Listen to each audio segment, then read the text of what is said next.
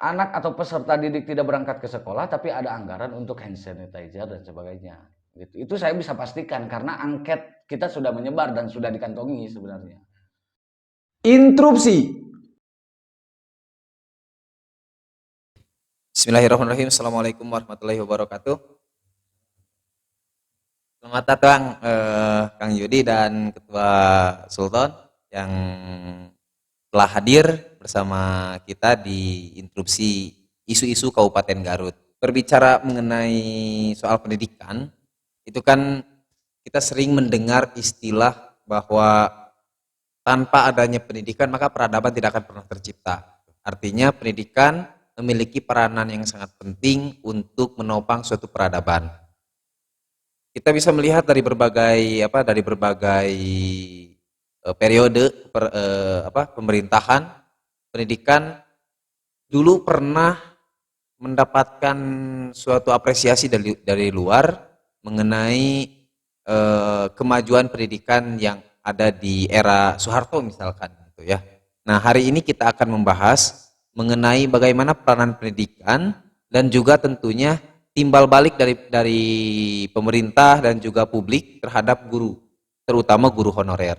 Nah, hari ini kita akan membahas pembahasan ini dengan dua narasumber yang sangat luar biasa, yaitu Kang Yudi selaku Ketua Yayasan Pendidikan Islam Hikmah As-Solihin yang juga membawahi Local Education Center gitu, atau LEC. Terus beliau juga sekaligus sebagai Ketua Keluarga Besar PII atau Pelajar Islam Indonesia Kabupaten Garut, dan beliau juga selaku wirausahawan yaitu pengusaha dari Dodol Garut Olimpik. Terus di samping saya juga sudah hadir Ketua HMI Cabang Garut periode 2021-2022 dan sekaligus juga pengurus KNPI DPD Kabupaten Garut. Nah, jadi kita akan membahas mengenai nasib guru honorer di Kabupaten Garut dengan dua tokoh yang sangat luar biasa ini. Nah, pertanyaan yang paling sederhana mungkin ya, yang pertama itu adalah bagaimana jasa guru sebetulnya dari zaman Soeharto mungkin, dari zaman Soeharto terus ke Habibie hingga saat ini, jasa dari guru-guru ini, Kang. Jadi kan sebenarnya gini, guru itu kan bukan mengajar. Dalam kultur kita, guru itu adalah pendidik. Ya, jadi artinya mendidik. Makanya dalam konsep yang terbaru sekalipun bahwa penerimaan murid itu disebutnya adalah penerimaan peserta didik baru, PPDB namanya. betul. Artinya sebagai posisi pendidik itu kan ada porsi rumah yang dididik, katakanlah di dalam rumah. Seorang anak yang dari kecil sampai dewasa itu kan pendidikan pertamanya adalah di rumah tentu saja. Tapi setelah sekian tahun, pendidikan itu sebagian dialihkan kepada institusi sekolah, atau institusi pesantren, atau institusi pendidikan yang lainnya begitu. Jadi ada kelembagaan yang memberikan pendidikan. Jadi konsep dasarnya itu bahwa sebenarnya konsep pendidikan itu adalah seperti harus berdasarkan konsep kasih sayang. Bayangkan seorang anak yang dibesarkan dalam limpahan kasih sayang orang tua, dia akan menjadi tumbuh dalam kondisi itu. Tatkala porsi pendidikan keluarga itu sebagian dialihkan kepada institusi, tentu saja sekolah yang tadi saya sebutkan dan lain-lain, pesantren dan lain-lain, itu tetap makna atau ruh dan spirit dari pendidikan itu tetap saja harus berdasarkan kasih sayang. Seperti halnya orang tua yang melimpahkan dan mencurahkan kasih sayang kepada anak. Hanya saja namanya kan jadi bukan anak kandung tapi menjadi anak didik. Artinya konsep itu harus tetap berjalan sehingga negara yang diwakili oleh pemerintah itu kan sebenarnya juga masyarakat itu tetap sebenarnya harus menghargai porsi guru sebagai pendidik itu dalam kapasitas itu. Itu sebenarnya yang menjadi spirit atau nilai besar bagi seorang guru yang dalam pengertian sebagai pendidik. Dia tidak hanya mengajar begitu. Menarik. Jadi pembahasan yang disampaikan oleh Kang Yudi kan seolah-olah seperti ini, bahwa ketika kita misalkan satu orang tua, satu keluarga memiliki anak, terus tanggung jawab untuk mendidik, baik itu secara intelektual, emosionalnya gitu kan, si anak tersebut dilimpahkan sepenuhnya kepada sekolah, hingga pada akhirnya ketika limpahan, dalam tanda petik, limpahan beban tersebut kepada sekolah untuk dididik oleh guru, meskipun bukan anak kandung tapi ia harus memberikan kasih sayang, namun itu juga kan harus selaras dengan biaya, mungkin ya, kalau biaya gaji yang sesuai dengan apa yang dibutuhkan oleh si guru honorer gitu. Nah, untuk Kang Sultan nih, tanggapan mengenai mengenai gaji guru honorer yang mungkin apabila kita Sebentar, tadi interupsi dulu saya. Ya. Karena kan tadi saya mengatakan sebagian dari tugas pendidikan itu dialihkan sebagian, tidak diserahkan semuanya kepada guru. Menurut ya. Itu sudah diluruskan. Ya, sepakat. Mengenai gaji yang rendah untuk guru honorer, tapi tanggung jawabnya yang berat tadi.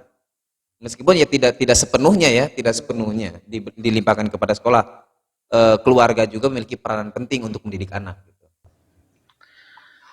Sebelumnya terima kasih Kang Hasan yang hari ini mengundang saya untuk bersilaturahmi, bicara di pojok peradaban, Di interupsi. di interupsi TV. Salah. Nah, kalau bicara tentang masalah guru, memang hari ini, memang kondisi hari ini itu sedang hangat ya bicara tentang guru, karena kan ada isu juga P3K yang hari ini akan digulirkan dan guru honorer yang akan dihapuskan juga. Sedangkan posisi di Indonesia ini makin kesini makin banyak lembaga pendidikan, juga banyak lulusan-lulusan yang seyogianya bisa menjadi guru. Maka ketika P3K itu digulirkan lalu honorer dihapuskan, ini menjadi trending topik pembahasan di para aktivis dan para pengamat-pengamat pendidikan. Ya, kalau kita bicara tentang masalah guru honorer, karena keluarga saya pun ada kakak saya yang menjadi guru, yang dilihat itu memang prihatin sebenarnya, tidak setimpal dengan apa yang menjadi kinerja dan bebannya. Karena ya tugas guru itu dia tidak hanya mentransfer materi ataupun ilmu, tapi bagaimana membentuk karakter peserta didik atau anak didik supaya dia itu memang betul-betul mempunyai karakter yang sesuai dengan harapan ataupun tujuan pendidikan itu sendiri. Bagaimana bisa dia itu menjadi manusia yang memang betul-betul kaya akan pikiran, intelektual, akhlaknya yang bagus dan sebagainya. Maka beban itu adalah beban yang sangat berat yang diberikan kepada guru. Karena guru bukan hanya memberikan LKS dan sebagainya. Ya, kalau kita bicara tentang honorarium ataupun gaji guru hari ini yang honorer ya tentunya ya sangat sedikit, karena rata-rata di 350, 200, ada juga yang 500.000. Ada juga yang 150 juga ada. Yang kurang ya. Gitu.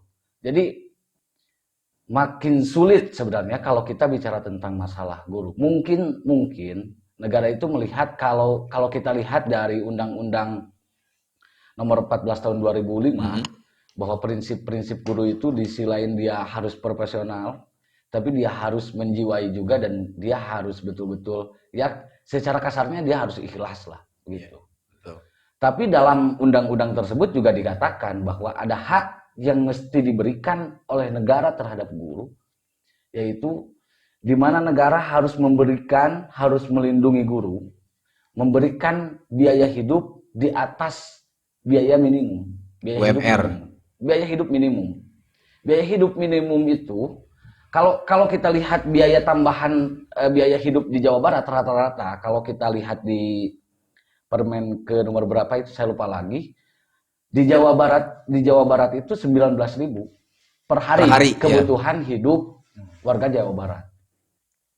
Ya guru itu sebenarnya kalau kita lihat dari beban, kita lihat juga dari aturan, ada sisi apa peningkatan ataupun di mana negara melihat bahwa guru itu harus betul-betul ditinggikan derajatnya. Karena undang-undang mengatakan seperti itu. Jadi guru itu diberikan hak dia memperoleh penghasilan lebih dari kebutuhan hidup minimum. Guru honorer itu ya memang kalau saya lihat kemarin bahwa guru honorer akan diganti oleh PKK, P3K. P3K, maka saya sedikit bangga sebenarnya. Karena berarti gaji guru atau penghasilan guru itu akan naik. Tapi ternyata kuota P3K di Indonesia ini, pertanyaannya apakah memenuhi atau mengakomodir seluruh honorer yang ada di Indonesia, khususnya di Garut, atau tidak? atau tidak? Oke. Yang bahaya kan ini yang tidaknya. Oke. Tapi saya interupsi dulu. Menurut Kang Yudi, PKK itu solusi atau bukan? Sebenarnya itu adalah apa ya? Sebenarnya solusi. Asal saja begini. Kan pemerintah ini sesuai dengan amanat undang-undang yang itu kan nilai dari nilai APBN itu kan untuk pendidikan 20%. Meskipun itu termasuk pelatihan apapun, termasuk pelatihan selain sekolah tentu saja 20% itu. Pendidikan non formal, pendidikan ASN segala macam itu masuk di situ sebenarnya. Masuk di nilai pendidikan itu 20% itu. Nah, ini sebenarnya bisa memang merupakan sebuah apa ya, niat baik pemerintah untuk mengakomodasi ketimpangan, mendekatkan gap antara penghasilan dan beban. Iya, penghasilan dan beban tadi. Hanya saja yang jadi itu kan yang tadi diungkapkan itu dipertanyakan. Jumlah guru yang sedemikian banyak, tapi ini alokasi untuk P3K ini timpang dengan jumlah guru yang realitasnya ada gitu. Artinya gini, pemerintah ini kan sekolah dibangun, ruang kelas baru dibangun, itu besar-besaran. Artinya kan ini harus diikuti oleh sumber daya manusia guru yang menopang untuk supaya pendidikan itu berjalan dengan lancar. Artinya kan saya yakin berkeyakinan baik bahwa setiap kepala sekolah membutuhkan menambahkan guru honorer karena ada kebutuhan. Betul. Sementara ini bangunannya dibangun, tapi ini struktur SDM-nya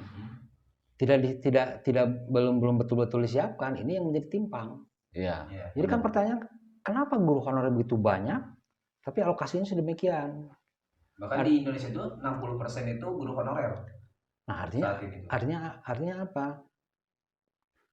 Pemerintah itu baru saya berkeyakinan apakah memang baru sampai berpikir ke strukturnya saja, infrastrukturnya saja, sementara SDM yang juga merupakan bagian dari sistem pendidikan itu, guru itu sebagai bagian dari penyelenggara pendidikan juga, ini belum betul-betul disiapkan. Sehingga kalau tadi betul-betul 60% guru honorer kan betul-betul sangat timpang gitu. Iya. Memang solusi, tapi kita harus melihat apakah solusi ini akan, bagaimana implementasi dari rencana solusi ini akan selesai sampai kapan? Begitu. Oke, jadi kalau saya baca-baca dari beberapa media online, dijelaskan di situ bahwa pemerintah Kabupaten Garut juga sebetulnya merasa kaget dengan kebijakan 2023 itu harus bersih dari honorer. Jadi semua harus jadi ASN gitu. Nah, kaget itu disebabkan karena anggarannya. Apabila anggaran tidak dari APBN, ya pasti terpaksa dari Pemda gitu. Harus APBD harus menggaji karyawan yang segitu banyak. Saat ini pun anggaran dari Kabupaten Garut kan sudah hampir habis ke sana, ke anggaran belanja tidak langsung seperti itu. Jadi Kabupaten Garut hari ini merasa keberatan dengan kebijakan tersebut gitu. Nah, dilihat dari apa ya, dari apabila kita berbicara mengenai jasa, jelas bahwa guru ini memiliki jasa yang sangat luar biasa. Saya membayangkan apabila dari 60% ini di Indonesia atau taruhlah di Kabupaten Garut ini tidak lolos ke P3K, maka pasti pendidikan atau di sekolah-sekolah itu lumpuh. Jadi sebenarnya ini merembet juga sampai ke pengangguran sebenarnya. Jadi kalau tadi misalkan ditanyakan apakah gaji honorer yang hari ini itu sesuai dan tidak, bagi saya ya tidak. Ya karena terlalu kecil, beda, tidak seimbang dengan beban yang diberikan.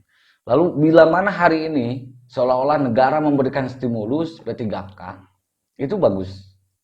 Tapi kalau kuotanya itu sedikit, ini bahaya. Kenapa bahaya? Ya di sisi lain pemerintah memikirkan bagaimana supaya tingkat pengangguran itu semakin turun, gitu. Terus para penganggur sudah mulai bekerja. Kan hari ini pasti tenaga pendidik itu, kalau di kampung-kampung ya, apapun jurusannya, mau pendidikan atau apa, yang dia pulang ke kampung, dia itu pasti ngajar. Rata-rata pasti ngajar. Gitu. Dan kalau misalkan P3K ini diberikan untuk semua honorer, misalkan begini, yang menjadi honorer hari ini akan dijadikan P3K. Kalau itu saya bagus. Untuk kesejahteraan guru dari sisi penghasilan dan biaya hidupnya. Kalau misalkan P3K ini P3K ini dibatasi, gak apa-apa asal honorer masih ada. Maksudnya seperti PNS lah. Yeah. Misalkan tahun ini kuota P3K berapa, tapi yang honorer masih jalan. Tapi kalau honorer ini dicabut atau dihapuskan, ini bahaya. 20% anggaran APBD, 20% anggaran APBN, itu kan kebanyakannya di infrastrukturnya. Yeah. Hingga akhirnya hari ini bukan hanya sekolah negeri saja, yayasan-yayasan dan sekolah swasta ini pun sudah banyak di mana-mana.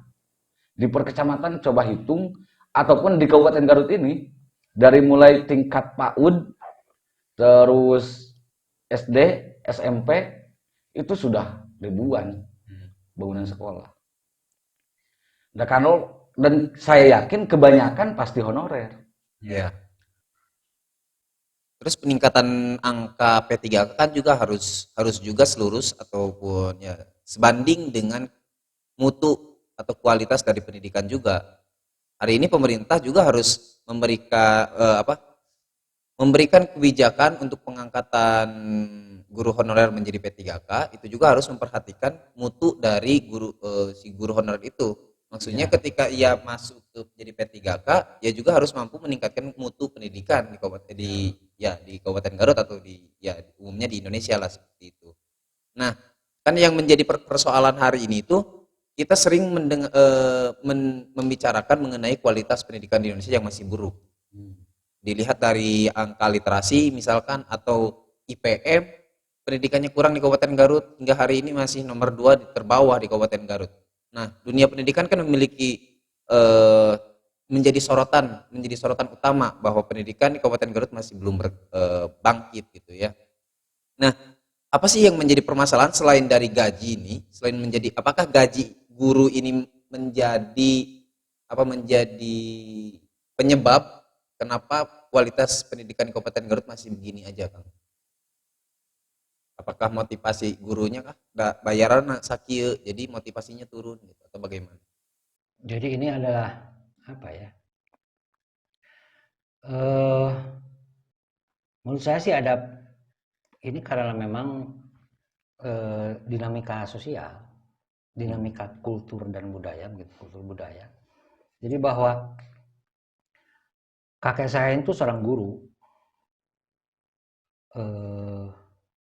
Zaman Belanda, sempat zaman Belanda jadi guru. Bapak saya juga seorang guru. Demikian. Jadi kan pada saat itu kondisi apa ya? Bahwa sering disebutkan bahwa guru itu adalah seperti panggilan jiwa gitu, menjadi guru. Menjadi pendidik itu adalah panggilan jiwa. Tapi karena kultur dunia yang semakin berbau materi, ini menggeser Iya, iya, iya. Paradigma paradigma masyarakatnya. paradigma menjadi guru ini kan bergeser.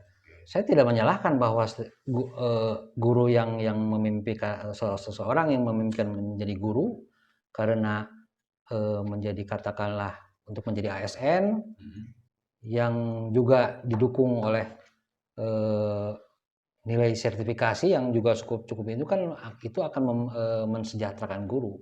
Ini kan sudah benar begitu, ini sudah benar.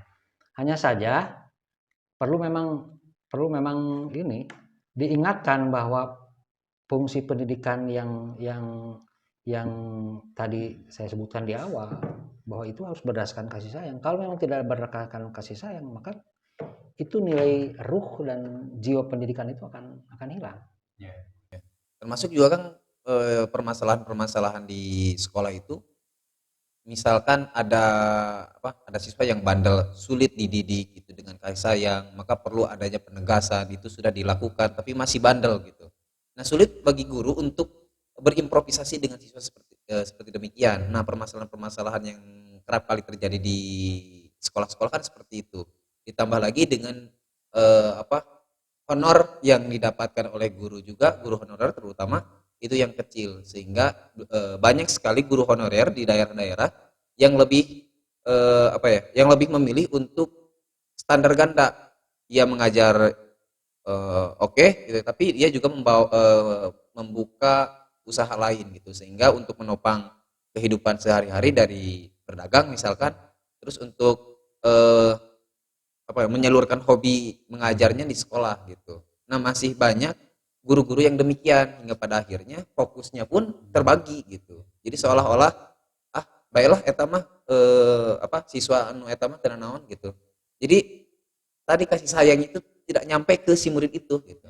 Tapi benar, saya sepakat dengan paradigma sosial yang berubah.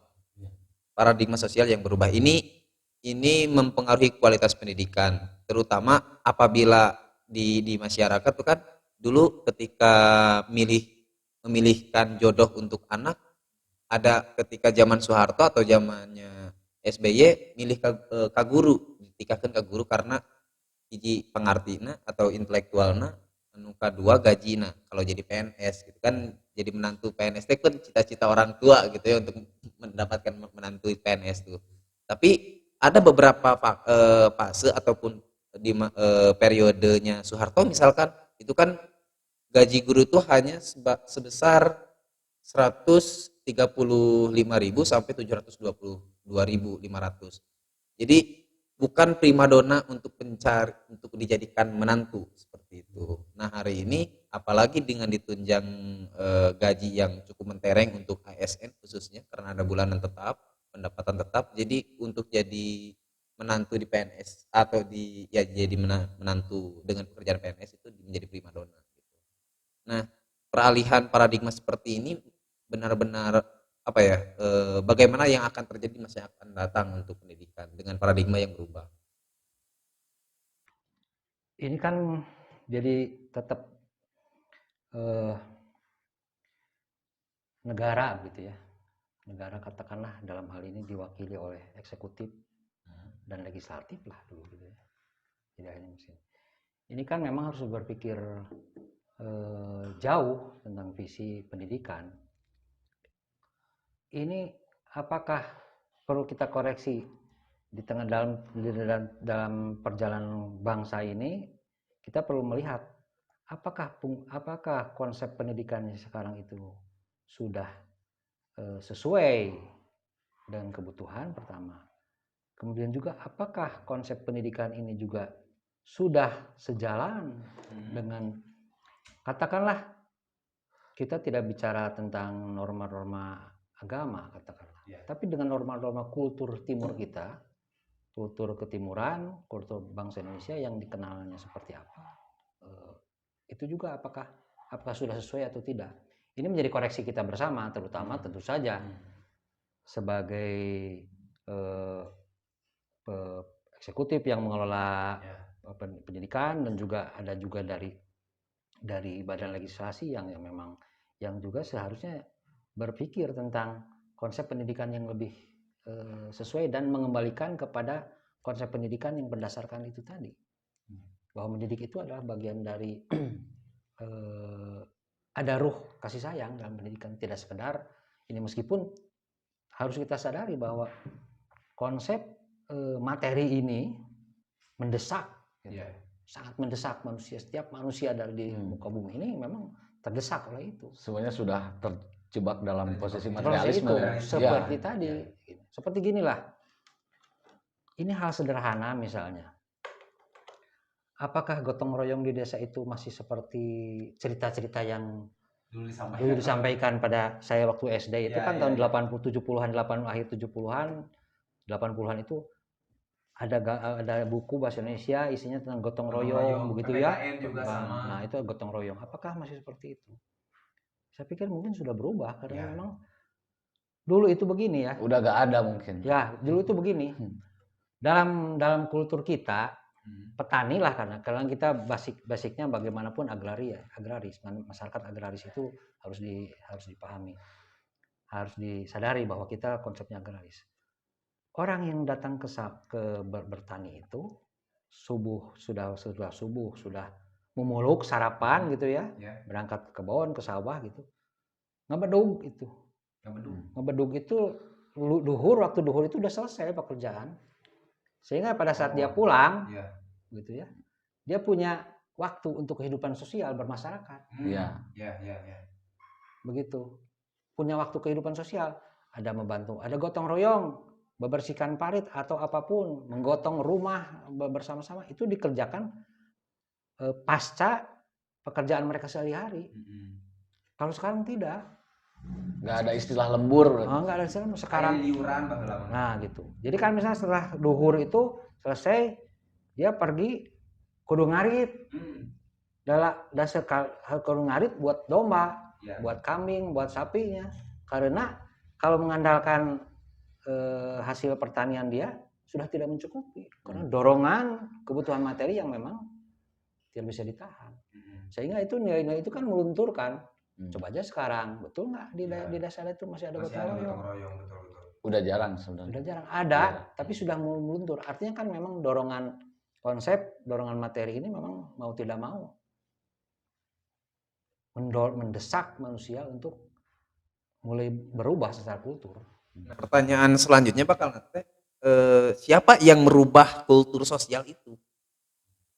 Apakah pemerintah memiliki peran untuk merubah paradigma sosial atau memang itu diciptakan sengaja oleh pemerintah? Sebenarnya kalau bicara tentang materialisme, itu di masing-masing orang ada. Cuman persoalannya adalah kecenderungan dan tidak. Gitu.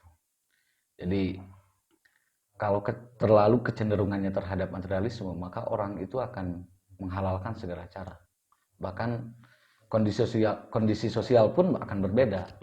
Nah, kalau kita bicara tentang kembali ke pertanyaan tadi ya, apa yang mengakibatkan ataupun apa yang terjadi, penyebab apa yang terjadi hingga akhirnya kondisi pendidikan di Indonesia ini rendah lah katakanlah, ataupun di Garut indeks pembangunan manusia itu di nomor 2 terakhir, peringkat ke-25 dari 27 kabupaten. Ya.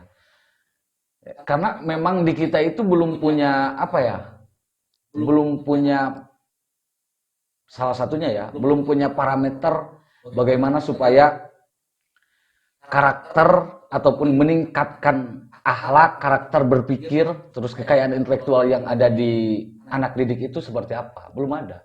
Hitungan indeks pendidikan di Indonesia ini itu hanya dihitung dari rata-rata lama sekolah dan harapan lama sekolah. Jadi hanya bicara tentang masalah dia lamanya kapan, juga rata-ratanya sekolahnya sampai mana. Hanya bicara tentang itu. Sedangkan itu tidak bicara tentang masalah kualitas pendidik ataupun sampai ke akhlak ataupun sampai ke pengetahuannya sudah sampai mana. Belum bicara seperti itu. Kita hanya bicara tentang masalah angka hari ini. Sekolahnya hanya sampai mana dan rata-rata sekolahnya sudah di kelas berapa begitu. Lama sekolahnya juga sampai mana. Ya di sisi lain itu juga yang tadi diucapkan oleh Kang Yudi yaitu di mana kondisi para guru hari ini sudah, saya tidak mengatakan sudah tidak menjiwai, tapi sudah mulai turun rasa menjiwai bagaimana supaya peserta didik itu bisa meningkat. Kenapa saya bicara seperti itu? Karena ya hari ini juga terjadi honorarium yang rendah tadi bagi para guru honorer itu mengakibatkan terhadap kegiatan-kegiatan yang tidak seharusnya dilakukan, seperti pungli dan sebagainya. Makanya kita dari HMI itu hari ini sedang mengirimkan angket sebenarnya, Kang.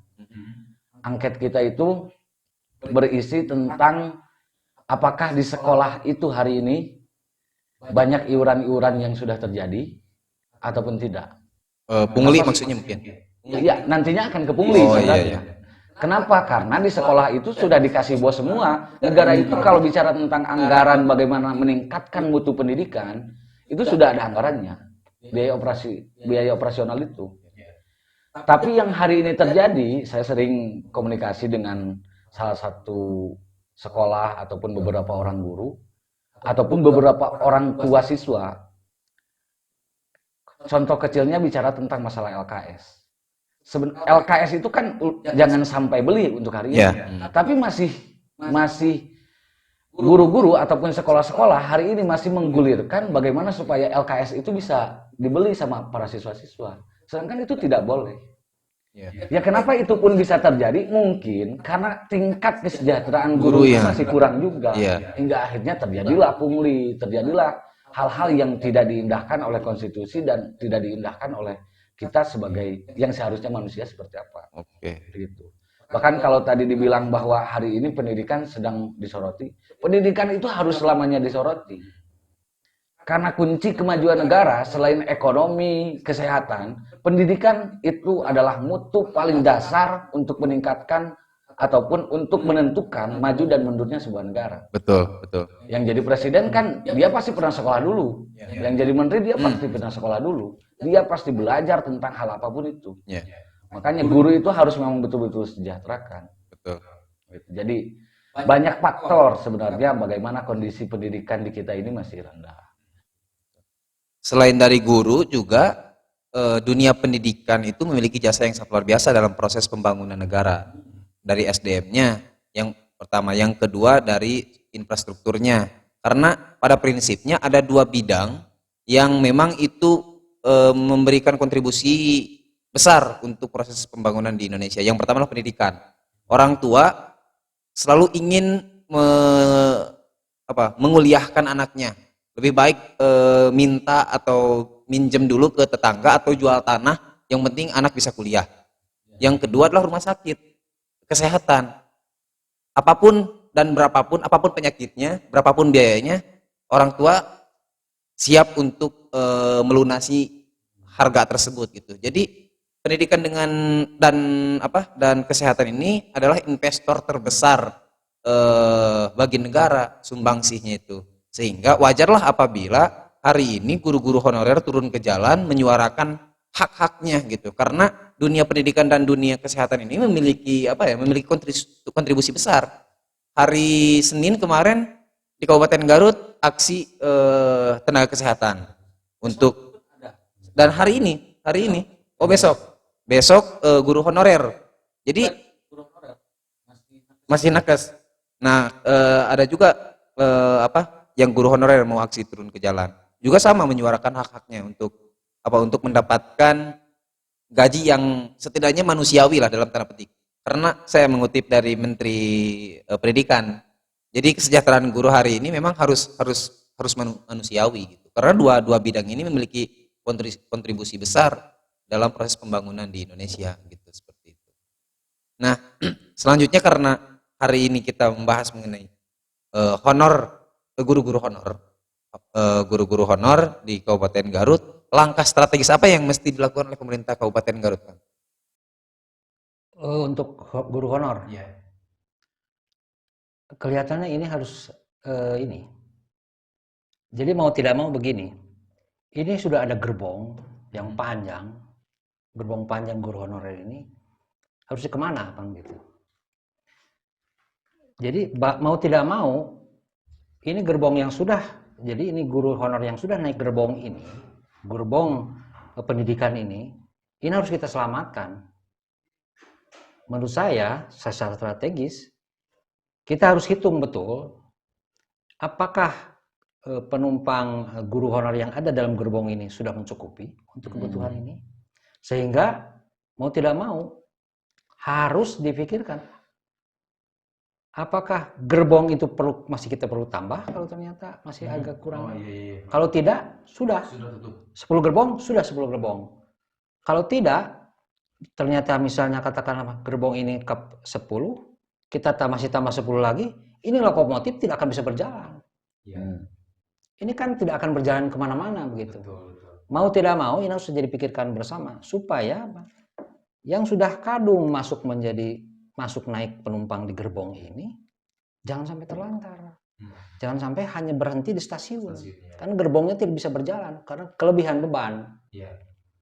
Ini kan harus secara realistis. Artinya mau tidak mau, artinya kalau kita berpikir realistis berdasarkan konstruksi berpikir yang logis begitu ya. Ini kan harus bisa dihitung. Artinya dalam berpikir logis, ini kan kita ya mau tidak mau harus katakanlah agak mengesampingkan masalah emosi lah begitu. Ini harus berpikir logis. Kalau memang ternyata logisnya ini gerbong ini sampai 10, ya sudah, selesaikan yang 10 dulu, berangkatkan dulu yang 10. Supaya mereka sejahtera semua.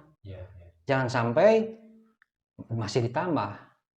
Artinya menjadi pikiran buat semua, baik eksekutif yang merupakan pengelola dan juga masyarakat juga, mau tidak mau harus realistis. Apakah ini kelebihan beban atau tidak? Hitung bersama. Begitu, sehingga yang tadi, yang ini sudah masuk sebagai katakanlah dalam konsep guru honor itu masuk, katakanlah sudah masuk dapodik begitu, sudah tercatat, ya selesaikan. Betul, saya sepakat. Jangan ditambah-tambah lagi. Betul. Ini nggak selesai. Masalahnya kan ini nggak selesai, muatan bertambah. Betul. Bahkan ada yang kasusnya yang baru masuk dapodik terus ikut. Apalagi itu. Ya, artinya begitu. Kalau dalam kasus-kasus seperti itu, ya mungkin ada hal yang tidak semestinya terjadi lah. Kalau ya artinya kan ada kekecualian kasus-kasusnya itu yang menyakiti, menyakiti hati gitu. Itu kan menyakiti. Artinya ada pihak-pihak atau hak-hak yang tersakiti, yang terjolimi oleh penumpang yang main sabat tiba-tiba berada di urusan paling depan. Itu kan begitu. Karena dia kenal sama konektur misalnya atau bagaimana ini kan jelas. Kenal sama masinis, tiba-tiba dia ada di depan, barisan paling depan. Ini kan yang menyakiti penumpang yang lainnya. Betul, saya sepakat. Karena banyak sekali Kang di lapangan itu yang terjadi, ada satu guru atau ya banyak sih sebetulnya, dia sudah mengabdi berpuluh-puluh tahun, tapi ketika dia tes tidak lolos, hingga pada akhirnya dia terus jadi honorer. Nah, ketika ada satu lulusan, misalkan dari perguruan tinggi, masuk dapodik, terus dia ikut tes, lolos gitu. Nah, jadi pemerintah hari ini lebih mengukur kecakapan, misalkan ya, karena bisa mengisi soal, ya tes gitu ya, dia lolos karena bisa mengisi soal. Tapi pemerintah tidak memikirkan berapa jasa, berapa puluh ratus ribu anak yang pernah diajarkan oleh guru tersebut, yang sudah lama mengajar gitu. Bahkan apabila dideteksi, maka si guru tersebut sudah menciptakan doktor, profesor mungkin, menteri bisa jadi gitu. Artinya tidak melihat kepada jasa yang telah dilakukan oleh guru tersebut, tapi melihat karena dia bisa menjawab tes. Itu kan menjadi persoalan yang sangat miris gitu bagi pola pikir pemerintah hari ini untuk meloloskan, untuk memberikan memberikan keistimewaan kepada guru yang sebetulnya memiliki jasa yang sangat luar biasa gitu. Sebenarnya dalam proses seleksi itu, dalam peraturan saya itu apa peraturan pemerintah atau peraturan menteri begitu, dalam proses seleksi itu ada tidak sekedar lolos tes seleksi aja, tapi ada ada variasi lain yang memperhitungkan masa kerja. Masa kerja ya. Iya. Masa kerja ada sebenarnya, bahkan itu masuk sebenarnya, termasuk yang misalnya yang sudah terdaftar sebagai di Badan Kepegawaian Negara, artinya dia sudah masuk, sudah lama itu. Artinya sebenarnya tinggal saja itu masalahnya dilihat secara lebih jauh apa kasus-kasus seperti itu masih ada atau tidak gitu. Memang harus ada niat baik tentu saja. Iya. Political will dari peraturan itu sudah muncul. Hanya saja di tingkat eksekusi di bawah, di daerah itu ya, artinya di pemerintahan kabupaten dan kota begitu, itu harus betul-betul diimplementasikan. Dan itu tentu saja ada niat baik, political will dari keperaturan itu tinggal diimplementasikan lebih jauh gitu. Yang tadi jangan sampai kasus-kasus itu masih bermunculan gitu. Tapi memang di sisi lain harus tadi dikatakan harus dibatasi tenaga pengajar atau honorer, harus dibatasi juga izin operasional. Izin operasional. Oke. Karena sekarang itu memang banyak orang-orang yang dia bikin yayasan lalu dia bikin sekolah. Ya pasti terus bertambah kan. Kalau ada sekolah pasti ada gurunya. Iya. Pasti guru honorer pun ada di sana. Apalagi ya kebijakan hari ini guru honorer mau dihapus misalkan, itu kan makin bahaya juga.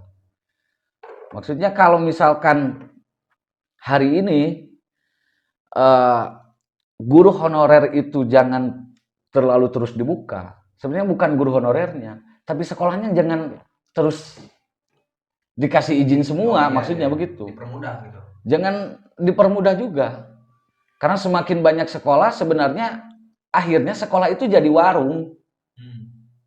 Jadi toko-toko ataupun jadi warung-warung ataupun jadi minimarket.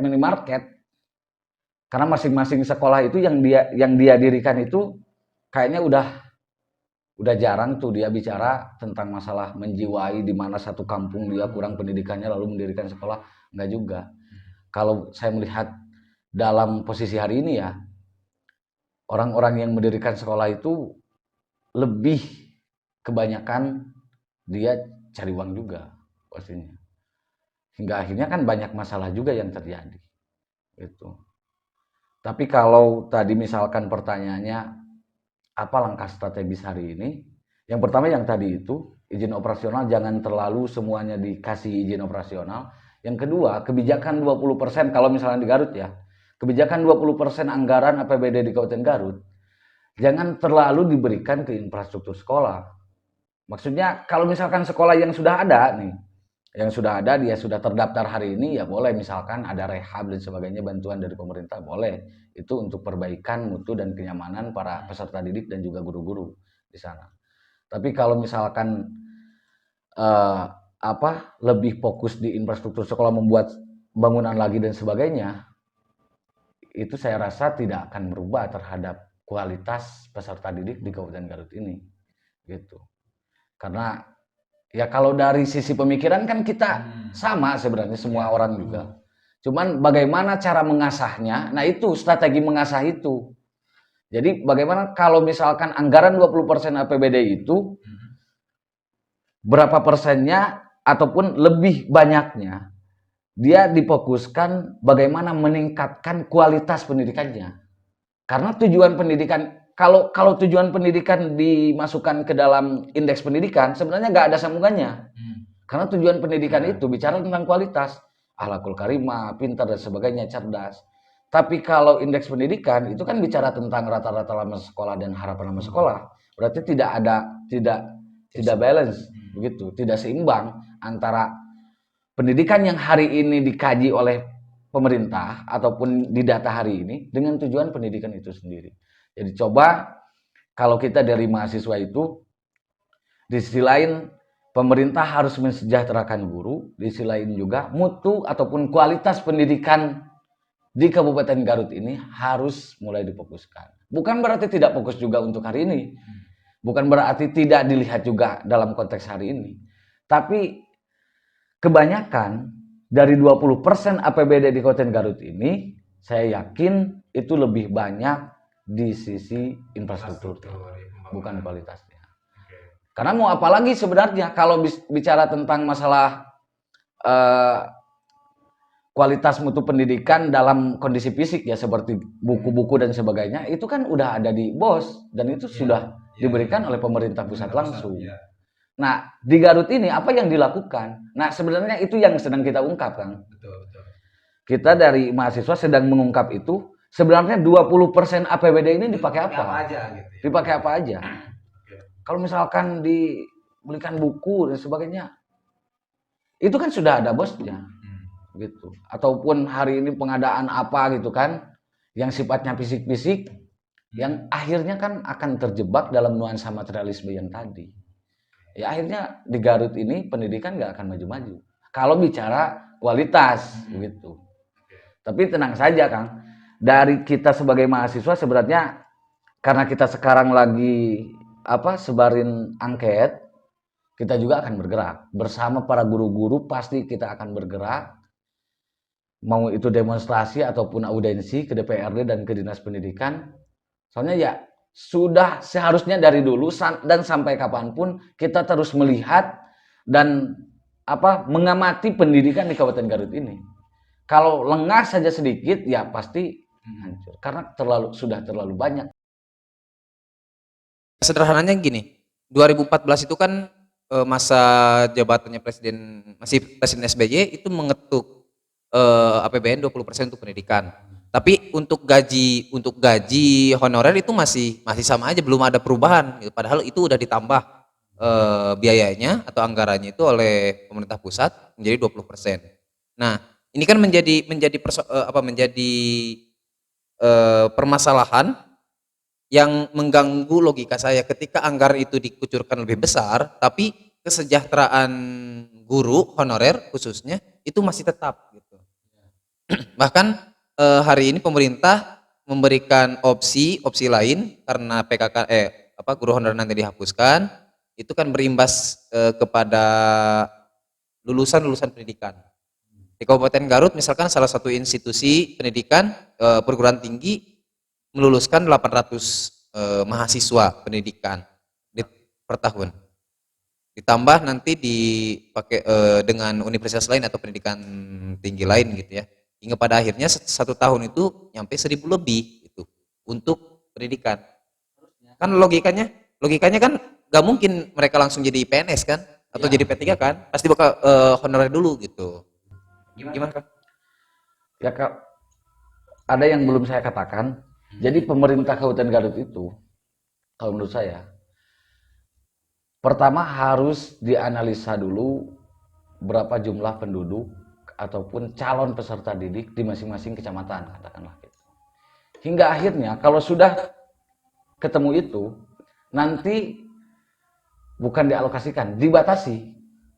Misalkan kecamatan ini karena calon pendidiknya juga masyarakat atau warganya banyak, misal sekolahnya di sini cukup SD ada 6, misalkan SMP ada 5, SMA ada berapa. Nanti bakal tertib kalau seperti itu. Jadi sekarang kan tidak merata. Jangankan kita bicara tentang masalah di kota sekolahnya lebih bagus dan di kampung jelek, kan kadang ada gap seperti itu. Ada sekolah favorit dan sekolah tidak favorit. Yang seolah-olah bahwa sekolah yang tidak favorit ini jelek kan. Padahal kan tidak seperti itu. Bahwa bicara tentang pendidikan itu semuanya juga bagus. Nah kalau misalkan ini sudah diratakan seperti itu, misalkan satu kecamatan ini besar, di sini kuota dinas pendidikan beserta perangkat daerah yang lain bicara bahwa di sini cukup 10 sekolah karena kuotanya memenuhi jumlah warga yang ada di sini. Dikasih 10, di sini 5, di sini 10. Tidak mungkin ada kesenjangan. Misalkan kalau di kecamatan saya misalkan ada 5, di kecamatan yang lain yang sama-sama kampung ada 12 misalkan, itu tidak seimbang begitu. Tapi kan itu disesuaikan dengan jumlah penduduk juga. Memang disesuaikan. Hari ini yang lebih banyaknya bukan disesuaikan dengan jumlah penduduk sebenarnya, tapi hanya hitungan Jarak. Sama akses. Hanya hitungan jarak. Jadi antara sekolah satu dengan sekolah yang lain hanya bicara tentang hitungan Jarak, jarak. ya. Aksesnya. Sedangkan itu tidak bisa memenuhi pemerataan pendidikan. Kalau hitungannya dari hitungan jumlah penduduk bisa gitu. Dan itu harus betul-betul ketat juga karena hari ini setiap yang punya yayasan seolah-olah dia harus mendirikan lembaga pendidikan dari mulai baik itu SD ataupun SMP dan sebagainya. Sekarang seperti itu. Ya, bisa dicek di lapangan. Menarik tadi tuh. Jadi begini sebenarnya. Ini yang menarik dalam kondisi ini bahwa secara global, secara global, ini saya bercerita tentang COVID-19 ya. COVID-19 itu istilahnya merestart, memberhentikan. Jadi banyak saya yakin di dunia pendidikan juga harus di restart karena kan begini. Kondisi saat ini yang tadi itu izin operasional di mana-mana dibuka, kenyataannya pada saat dihadapkan dengan masalah COVID-19 ini, pandemi yang di mana-mana termasuk di Garut juga, secara lokal aja di Garut itu banyak sekolah-sekolah yang tidak ada muridnya, kekurangan murid. Betul. Kekurangan murid. Ini kan bagian dari ini juga perlu direvisi juga. Apakah betul bahwa jumlah anak yang perlu sekolah itu sesuai dengan secara mapping di mapnya itu sesuai dengan ini daya tampungnya ini jumlah muridnya yang sekian. Memang sekarang itu ada bonus demografi begitu ya. Jadi itu anak-anak itu banyak itu ada bonus demografi. Tapi karena itu tadi izin operasional yang pertama dibuka saja, sehingga yang kedua adalah jor-jorannya yang tadi infrastruktur sekolah-sekolah negeri itu dibangun besar-besaran, sehingga ini sih saya bicara tentang kondisi sekolah swasta ini banyak yang kosong. Iya. Ada bangku-bangku yang tidak terisi. Akhirnya kan ngaruh ke sosial juga sih kan. Akhirnya Antara yayasan satu dengan yayasan lain, sekolah satu dengan sekolah lain berebut murid. Gitu. Artinya gini, nah itu salah satu yang tadi itu. Kita harus stop dulu guru honorer yang tadi itu. Kan anggaplah guru honorer ini kita stop, selesaikan dulu yang ini. Kemudian PR yang lain adalah ini pemetaan sekolah ini harus dihitung ulang. Stop juga katakanlah izin operasional. Stop dulu. Ini jangan sampai pendidikan yang diselenggarakan oleh masyarakat dalam hal ini oleh yayasan swasta ini jangan sampai mati juga. Ini kan harus diselamatkan juga. Karena bagaimanapun masyarakat dalam hal ini membantu pemerintah untuk menyiapkan lahan atau menyiapkan ruang-ruang pendidikan. Ini kan bagian porsi masyarakat. Ini kan harus dihargai dan harus diselamatkan. Jangan sampai jor-joran sehingga kosong. Nah, itu kan dua PR. Yang menurut saya PR yang jauh lebih strategis lagi adalah tadi yang dibicarakan. Ini mata air yang menerbitkan calon-calon pendidik ini harus direvisi juga. Apakah izin operasionalnya itu sudah seperti tadi itu bukan hanya sekolah, tapi institusi pendidikan tinggi yang menelurkan, yang menjadi mata air calon-calon pendidik ini harus direvisi juga. Direvisi secara kurikulum, secara katakan kalau perjurusan atau fakultas ini harus direvisi juga. Karena bagaimanapun perubahan apa yang disebut sekarang ini dengan generasi milenial itu kan mungkin harus disesuaikan. Digital dunia digital yang mendisrupsi, yang mengganggu kemapanan ini juga harus diikuti. Apakah fungsi-fungsi institusi pendidikan ini supaya lebih optimal, mereka itu misalnya katakanlah memang perlu misalnya calon pendidik baru, tapi yang disesuaikan dengan kebutuhan zaman. Iya. Misalnya katakanlah, apakah mereka ini lebih kalah ke wirausahaan, entrepreneurship-nya juga digali gitu. Tidak hanya menelurkan memang institusi pendidikan tinggi tidak boleh mati, dia harus hidup tetap, tapi disesuaikanlah.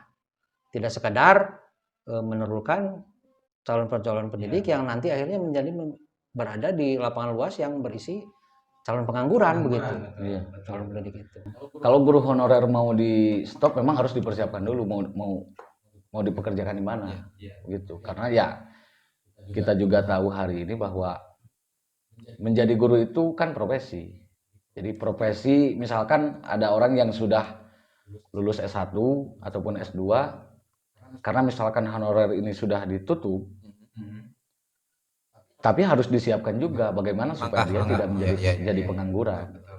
Terus yang tadi kata kuncinya adalah bukan dibatasi izin operasional.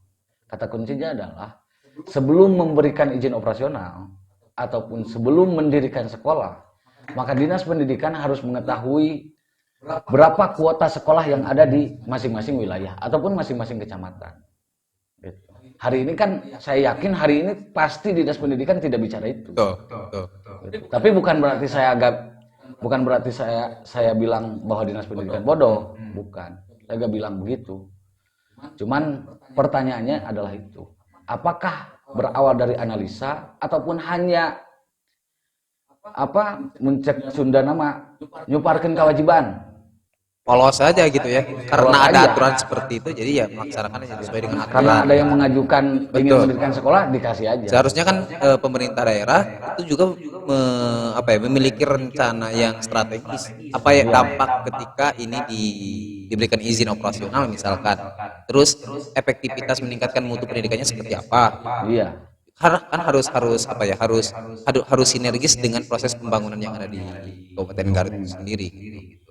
Terus langkah strategis dari legislatif hari ini saya kira dari Komisi 4, Komisi D ya, sekarang menyebutnya. Ya, Komisi D khususnya di pendidikan itu nampaknya adem ayem aja, nggak ada langkah-langkah yang memang dilakukan oleh legislatif gitu. Sama aja dia.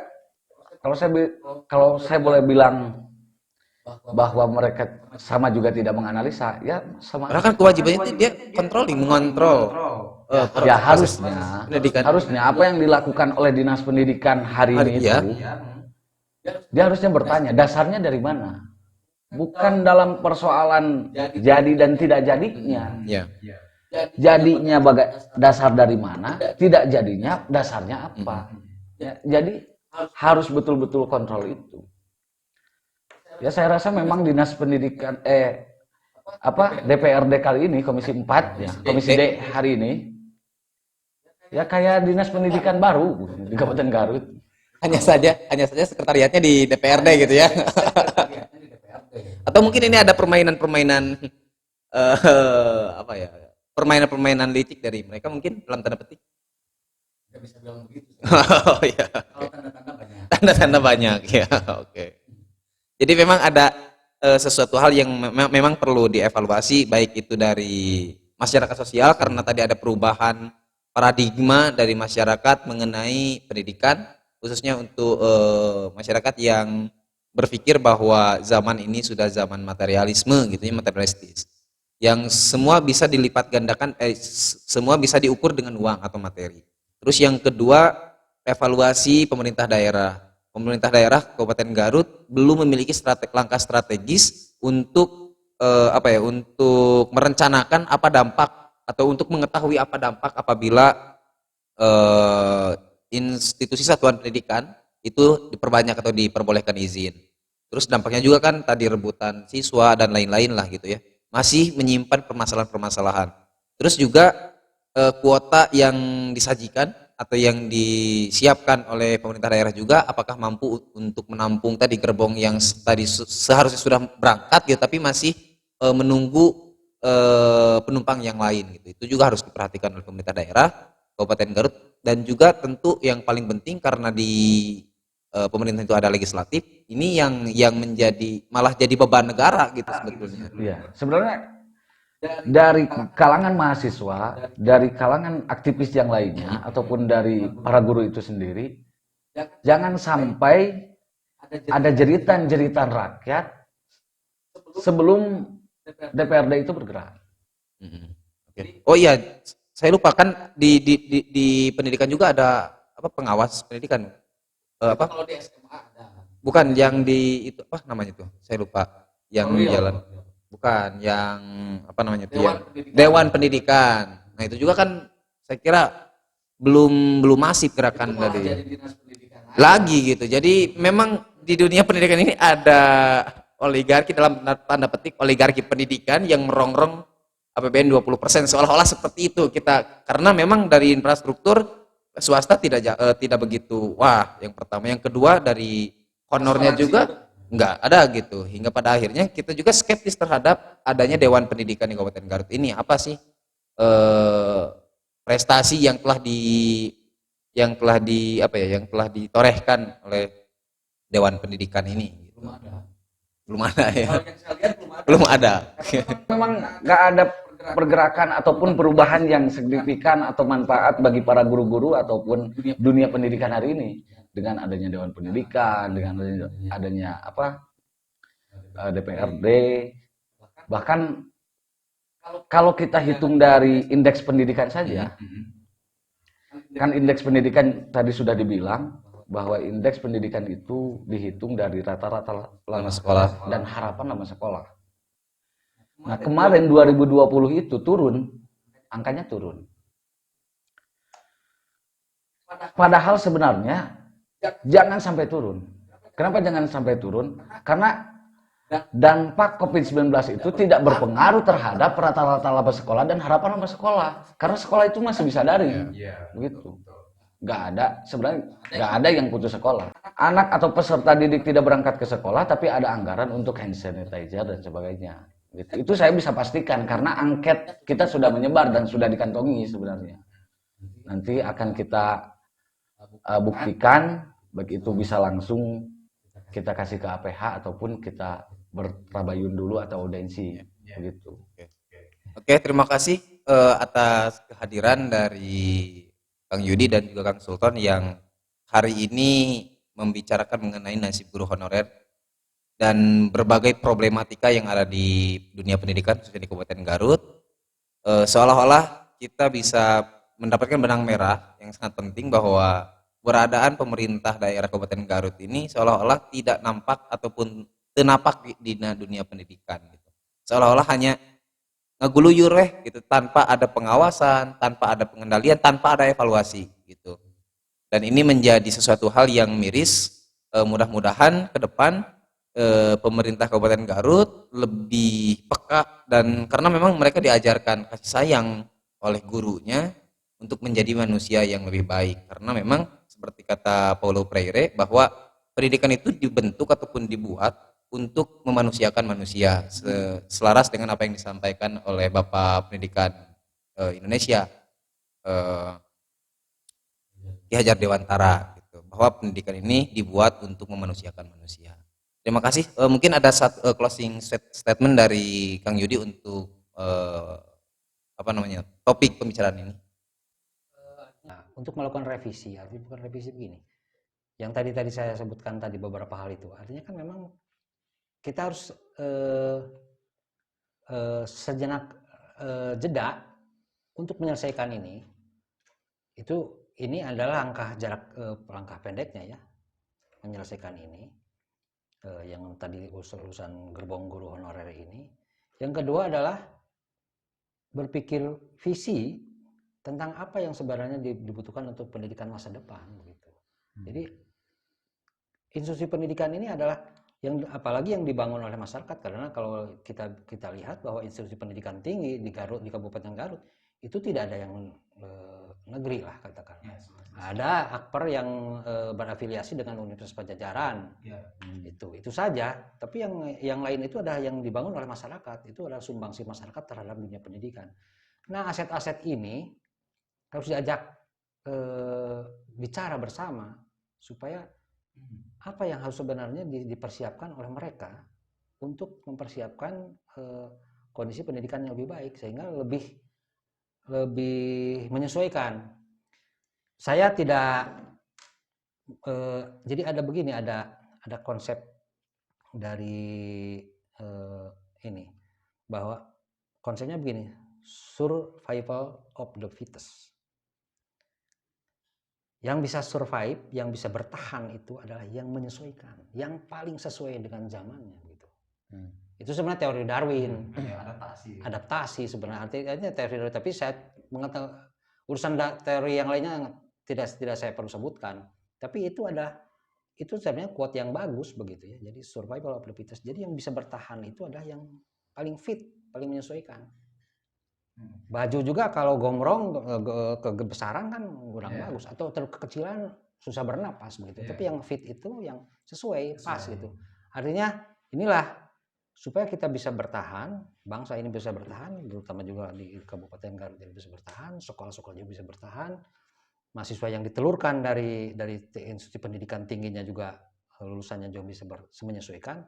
Kita harus melakukan revisi secara visioner apa yang harus kita persiapkan untuk 5 tahun, 10 tahun, 20 tahun yang akan datang mencapai katakanlah Indonesia Emas 2045. Ini kan harus kita revisi bersama.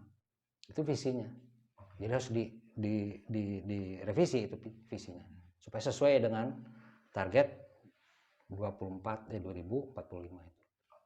Dari Kang Sultan closing statement. Kalau gini ya, kalau misalkan tadi bicara tentang masalah